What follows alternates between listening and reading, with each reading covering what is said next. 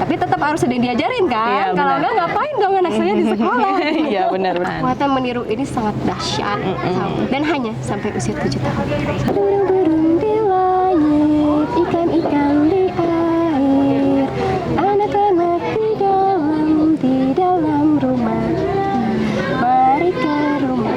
Jadi semua perubahan dilakukan dengan selembut mungkin. Yang mereka yang lebih dulu menemukan hal-hal yang kecil-kecil yang luput dari perhatian kita ya.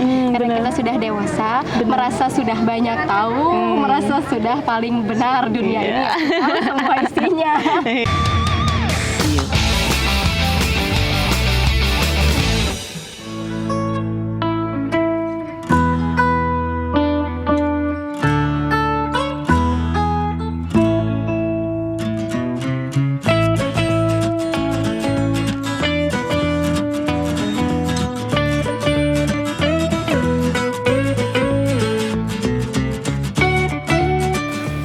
Halo Mbak Grace.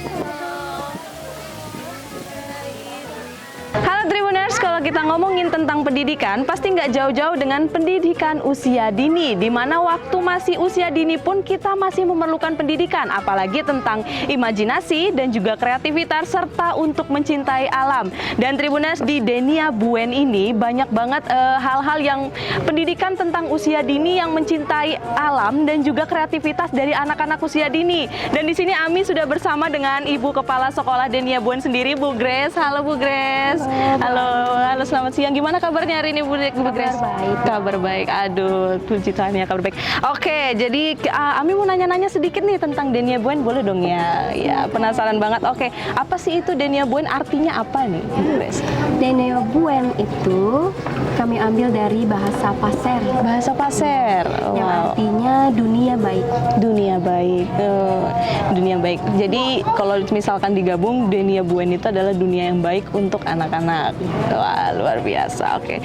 Dan kenapa sih Bu Grace tergerak untuk membuat atau menciptakan Denia Buen Playgroup ini? Apa sih yang membuat Kak Grace terpikir untuk membuat tempat ini?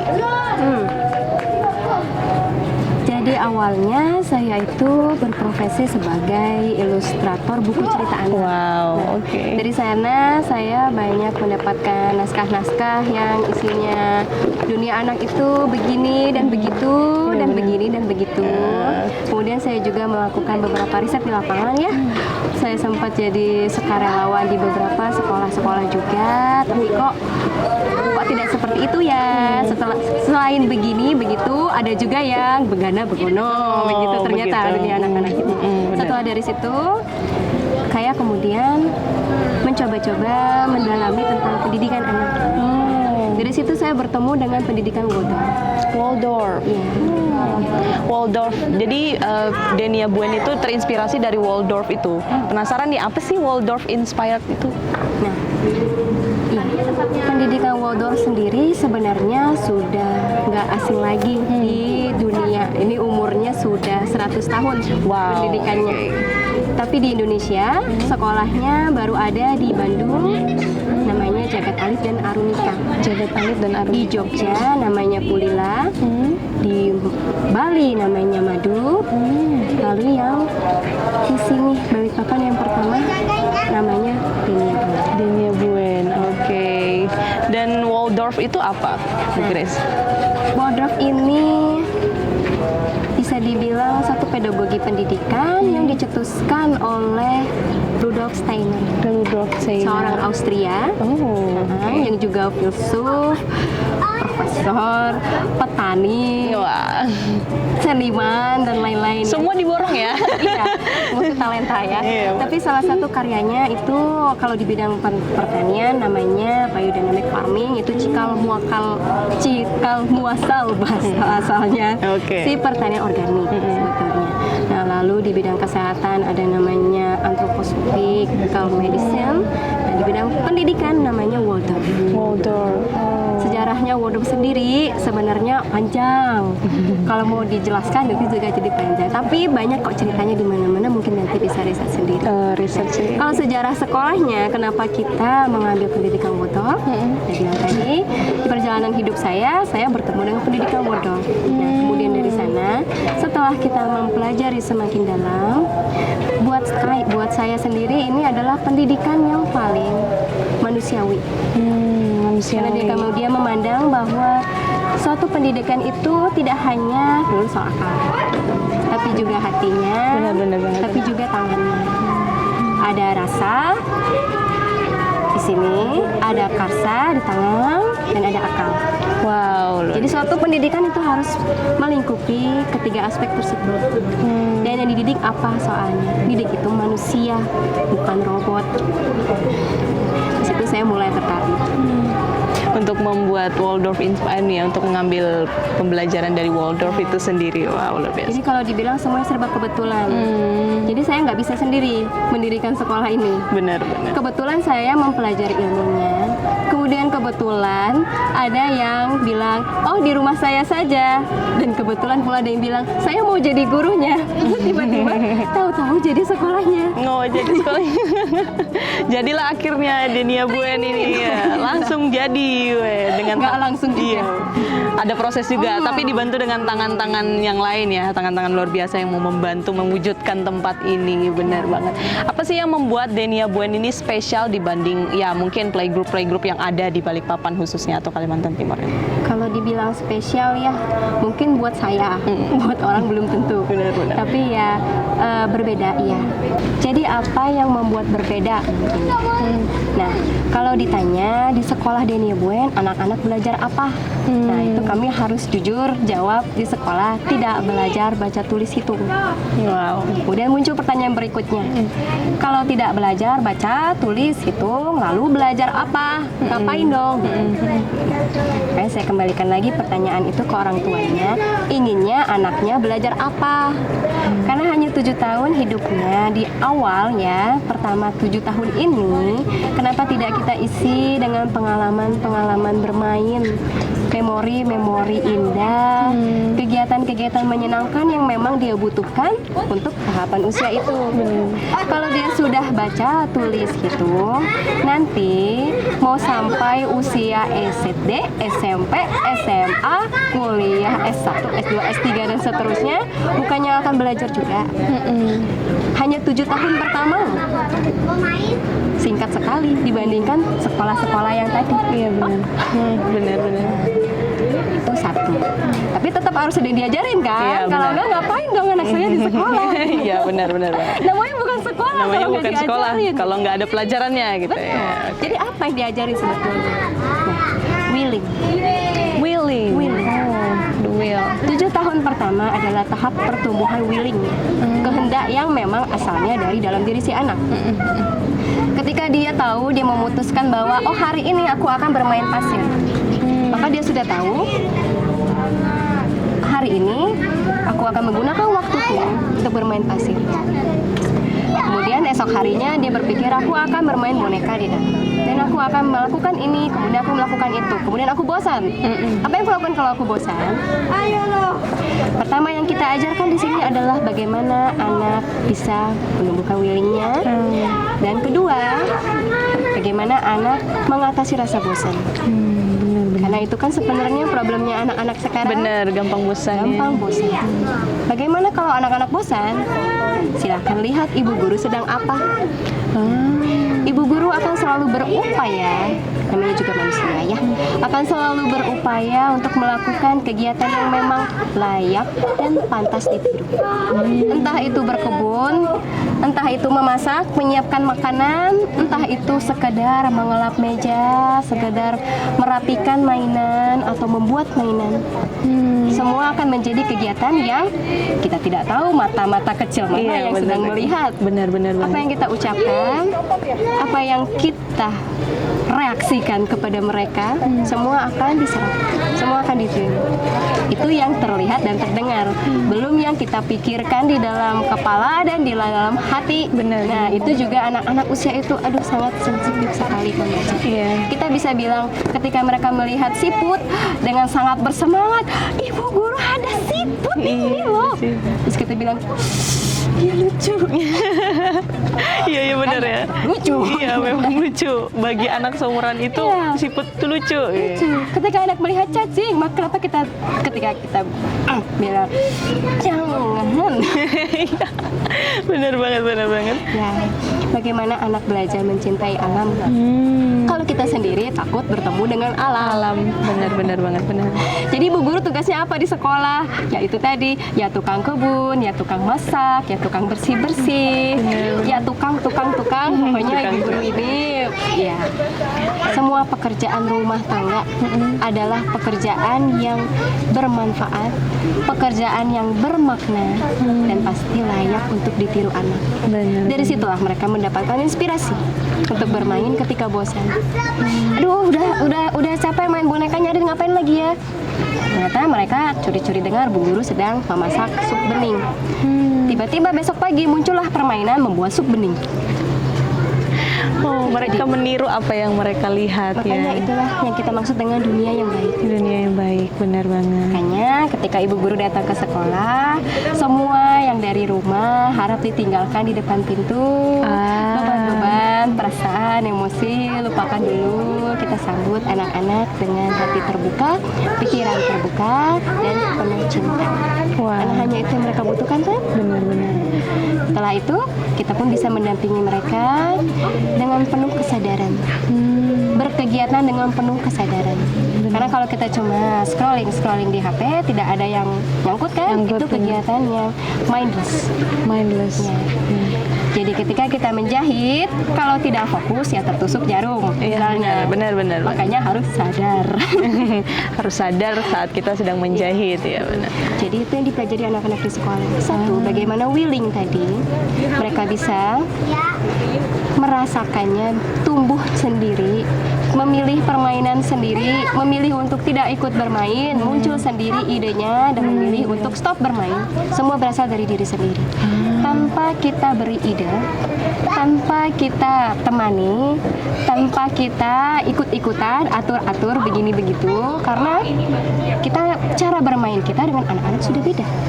Ya, Kalau kita orang dewasa ikut-ikutan anak bermain, bawaannya cuma pingin dua hal.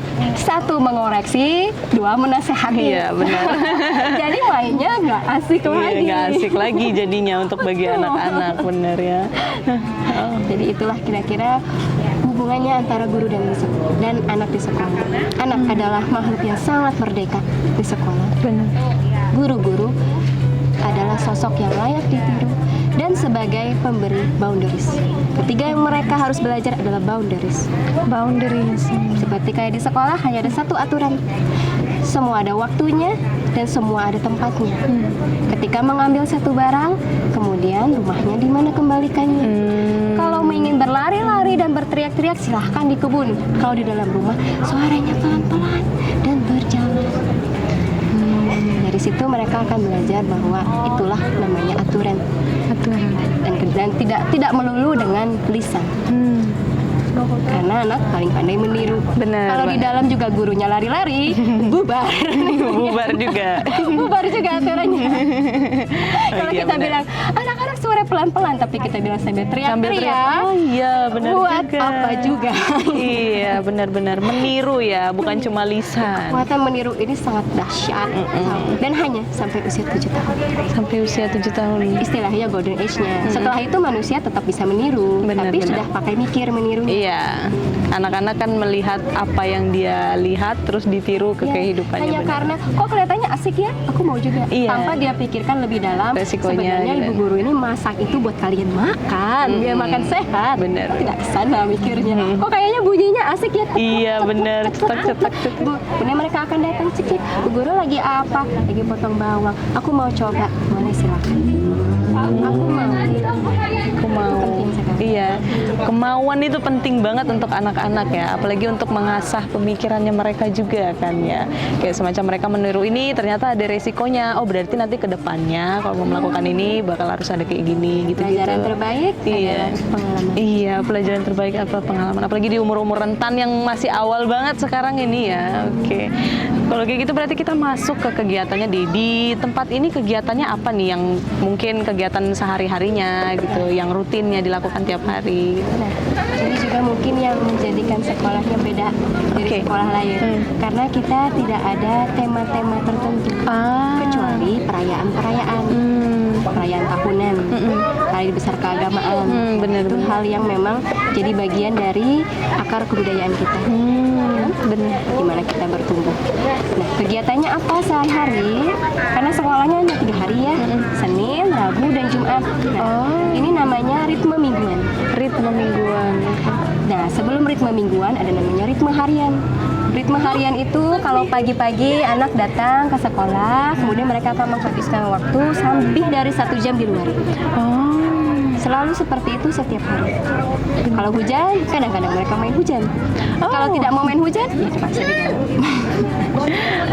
Jadi bermain dulu di luar, lepaskan dulu energinya.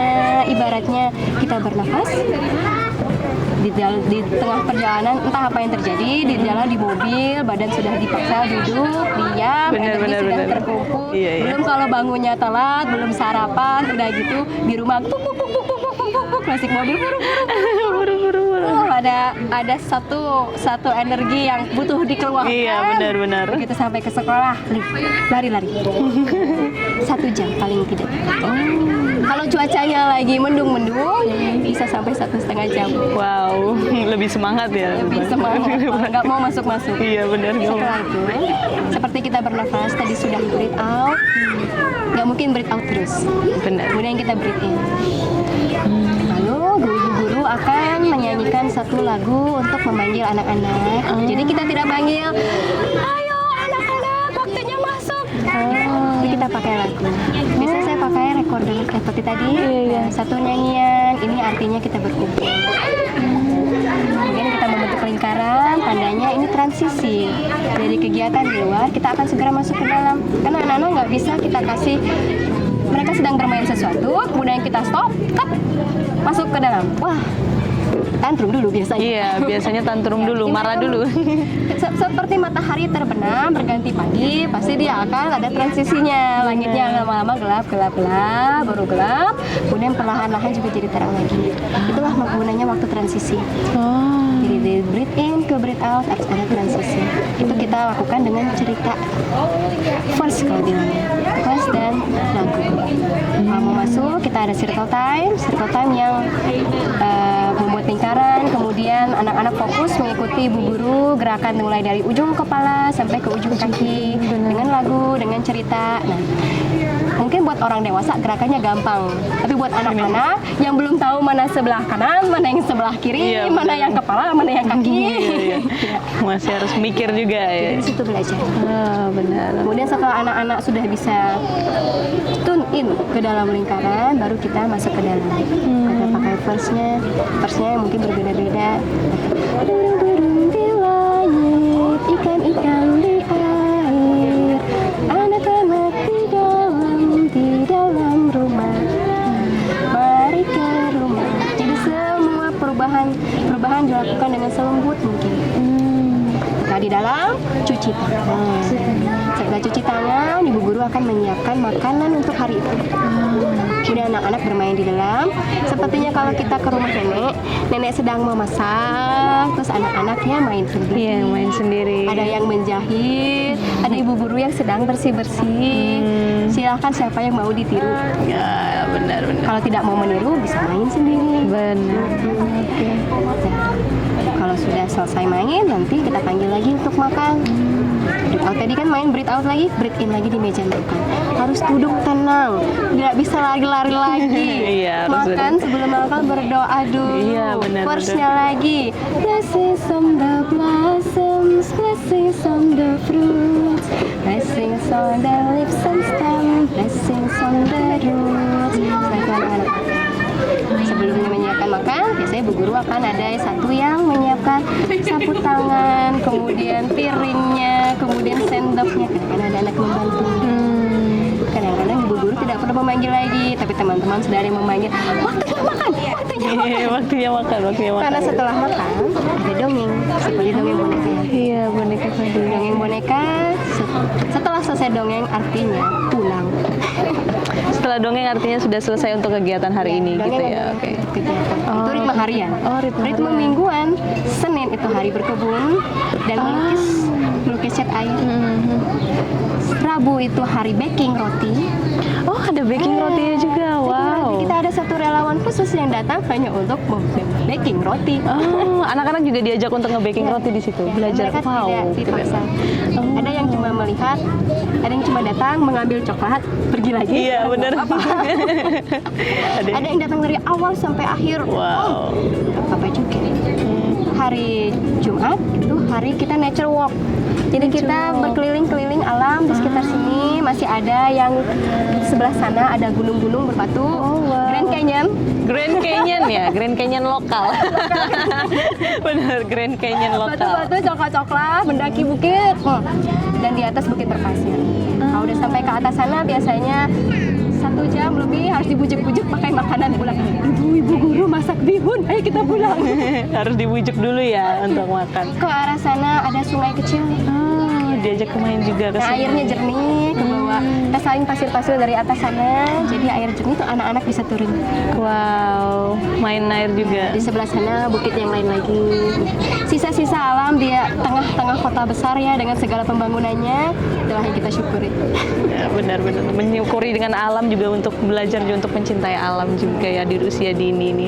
Apalagi anak-anak dunia usia dini ini kayak penasaran banget gitu dengan apapun yang ada di alam, kayak ini apa gitu-gitu. Kok ini bentuknya aneh, ini bentuknya lucu gitu ya, bisa sekalian diperkenalkan juga. Waduh. Kadang-kadang malah mereka melihat sesuatu lebih detail daripada kita. Iya benar. Mereka tiba-tiba melihat, "Guru, ini apa?" Kita lihat, "Oh, ini laba-laba." Itu ada rumahnya. Dan mereka yang lebih dulu menemukan hal-hal yang kecil-kecil yang luput dari perhatian kita ya. Karena kita sudah dewasa, merasa sudah banyak tahu, merasa sudah paling benar dunia ini. Tahu semua isinya. Yes. Hal-hal pemikiran yang semacam itu yang sangat kita hindari dari guru yang mendampingi anak-anak. Karena untuk mereka baru 2 tahun, 3 tahun, 4 tahun, 5 tahun usianya, melihat segala sesuatu itu masih sesuatu yang serba baru. Ya kan? Wow. Dan ketika mereka melihat kupu-kupu, "Bu Guru cantik." Dia tahu. Iya tahu. Anak-anak ya biasa. Ya, jadi ya rasa-rasa sense of wonder. Sense of Itu yang wondernya harus tinggi kita banget. jaga baik-baik. Karena setelah anak mulai masuk ke huruf angka, sense of wonder itu mulai Terkikis ya. seperti gelembung sabun. Sense of wondernya langsung hilang kalau sudah Karena semua udah ada di buku. benar-benar tinggal dapat di Karena buku. aku merasa tahu karena aku sudah membaca. Karena aku bisa membaca sambil duduk di kamarku, sambil makan, sambil AC. Sementara kalau keluar sampai Keluar capek ya, udah malas ya kalau untuk anak-anak dewasa, kita dewasa ini kayak habis sudah baca, habis sudah ngelihat sesuatu dari internet mungkin. Kalau keluar juga kayak ya sudahlah, yang penting udah tahu. Iya. Kecuali kalau anak-anak ini kayak pengen ngelihat secara langsung gitu, penasaran. seperti itu. Makanya kita tunda supaya sense of wonder tadi tetap tumbuh terus sampai mereka besar. Kenapa? Nah, ini kaitannya sangat penting dengan spiritual. Karena kita manusia ya, selain kita punya tadi kepala, tangan, hati, tapi kita ini juga ada yang namanya body, tubuh fisik. Kita punya soul, kemudian kita punya spirit. Bagaimana mendidik spirit? Bagaimana kita membuat anak percaya bahwa Tuhan itu ada? Luar biasa. Selain yang paling pertama adalah melalui ciptaannya, melalui dunia yang baik-baik tadi. Kalau anak melupakan sense of wonder itu, ketika satu hal yang buruk terjadi ketika ia dewasa, akan sulit meyakinkan dia bahwa keajaiban itu ada. Tuhan akan membantu, semuanya akan baik-baik saja. Karena menurut logika, sepertinya habis ini sudah selesai. Habis ini udah selesai. Bagaimana menumbuhkan harapan? Ini hanya bisa melalui sense of wonder. 7 tahun pertama. Setelah lewat itu, ya nggak janji. Nggak janji. Janji. Karena pemikiran anak sudah Nggak, bukan berarti nggak ada harapan, Iya. tapi usahanya mungkin lebih keras ya, lebih keras usahanya dibanding waktu masih 7 tahun pertama itu, benar banget. Makanya, tapi ya karena memang berbeda tadinya cara kita untuk memberitahu itu, cara kita untuk menyampaikan itulah di tengah-tengah dunia yang serba cepat, serba kompetitif dan terlalu banyak pilihan ini, sementara anak-anak dengan kapasitas jiwanya yang hanya sekian nggak bisa kita kasih semua dalam waktu yang sangat cepat. Benar banget. Dan bagaimana untuk meyakinkan orang-orang atau orang tua terutama bahwa apakah betul anakmu sekarang butuh belajar 3 bahasa, 4 bahasa? Iya. Apakah benar perlu belajar komputer di usia 4 tahun? Apakah benar ini yang kamu inginkan? Nah, ya itulah. Karena sekarang alurnya ke sana dan kita yang ke sini, jadi begitulah. Ya begitulah, gimana mendidiknya aja ya kan, benar. Oke, aku juga penasaran nih, biasanya kan setiap anak ya pasti personalitinya beda-beda, sifatnya juga beda-beda. Ada yang pendekatannya mungkin agak susah, ada yang sosialisasinya mungkin agak susah. Mungkin dari guru sendiri atau ibu sendiri mungkin gimana cara menghadapi itu untuk anak misalkan yang nggak pengen bersosialisasi, malu untuk memulai dulu gitu. Pasti ada aja anak-anak seperti itu dengan situasi keluarga. Kadang-kadang mereka membawa trauma dari kehamilan, dari kelahiran, dan itu mempengaruhi cara mereka bersikap. Kadang itu memang self defense-nya, kadang memang itu trauma dari pengalaman sebelumnya. Yang kita bisa lakukan di sekolah apa? Di sini kita ada berpegangan pada satu kata mutiara oleh Bapak Rudolf Steiner, yaitu dia bilang, receive the children with reverence, educate them with love, and set them forth with freedom. Jadi yang pertama-tama adalah receive with reverence, terima. Dan saya bilang buka hati, buka pikiran. Setiap anak yang datang jangan ditolak. Kita hanya bisa menerima mereka. Hanya yang bisa menyembuhkan mereka hanya dunia yang baik, hanya waktu, hanya kuasa Tuhan. Saya selalu berkata pada guru-guru di sini, jangan berpikir, jangan sekali-sekali engkau berpikir bahwa tugas kita di sini adalah memperbaiki. Karena itu bukan kuasa kita, kita tidak berdaya. Karena anak-anak tidak ada yang salah sebetulnya. Tinggal pengalaman hidup mana yang akan mereka tiru. Pengalaman hidup mana yang akan mereka terima. Yang kita bisa lakukan, yang kedua tadi, educate them with love. Cintai mereka, terima cintai. Ada anak yang datangnya setiap hari hanya buang-buang mainan ke jendela. Nggak apa-apa, kita ajarkan caranya menyimpan mainan. Bukan dibilang no. Ya, ada anak yang datangnya setiap kali datang dia akan mengambil mainan dan dipukulkan ke temannya. Ya. Ketika sudah membahayakan, tugas guru memang mengintervensi, yang harus diinterupsi. Bukan berarti tidak boleh bilang stop. Nah, ketika anak lari-lari ke arah kompor, kita harus bilang stop. Ya, karena betul, itu kan? berbahaya. Tapi sebisa mungkin dikurangi kata jangan. Karena itu mematikan willing. Mematikan hasratnya juga ya, bisa kalau dibilang langsung tiba-tiba ditolak seperti itu. Nah, karena yang ketiga tadi, set them forth with freedom. Anak yang merasa bebas jiwanya akan merasa bisa melakukan apa saja.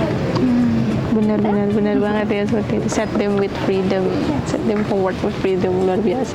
Anak-anak kan rentan banget ya untuk hal-hal seperti itu, kayak lebih apapun pokoknya disentuh, apapun didatangin, karena mereka penasaran banget nih dengan apa ini.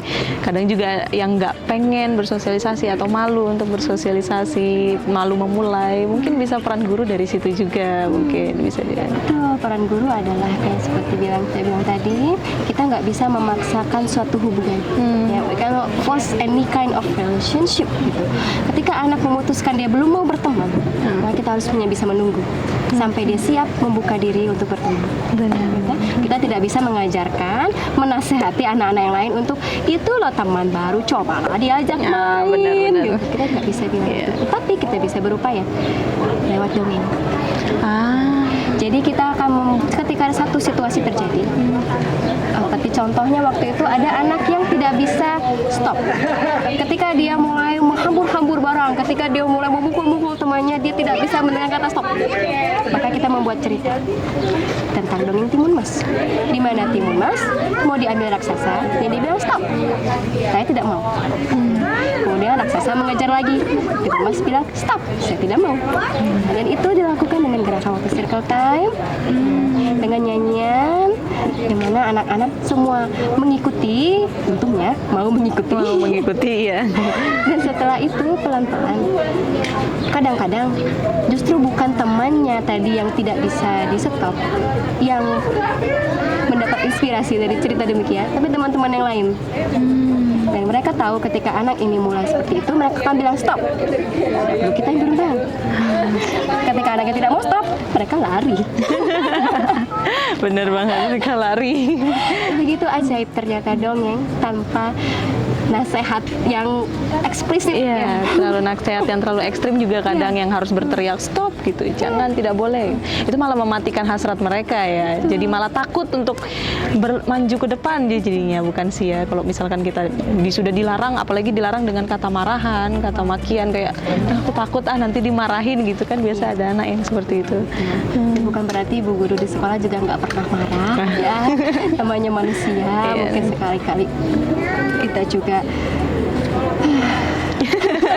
Lelah juga kadang-kadang ya, tapi ya harus tetap. Ya, tadi kita juga manusia, terimalah semua kesalahan dengan lapang dada, terima kekurangan dan kritik, dan saling membangun untuk apa?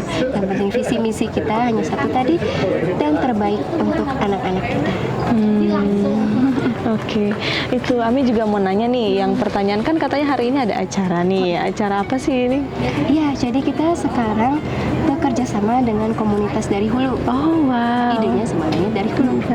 Okay. Dari hulu. Dari hulu untuk hulu. Ya, kita sudah bekerja sama ya, ada relawan yang juga datang ke sekolah untuk menatmu pengumpulan sampah juga, karena kita jadi salah satu halte pengumpulan sampah, pemilah-milahan sampah.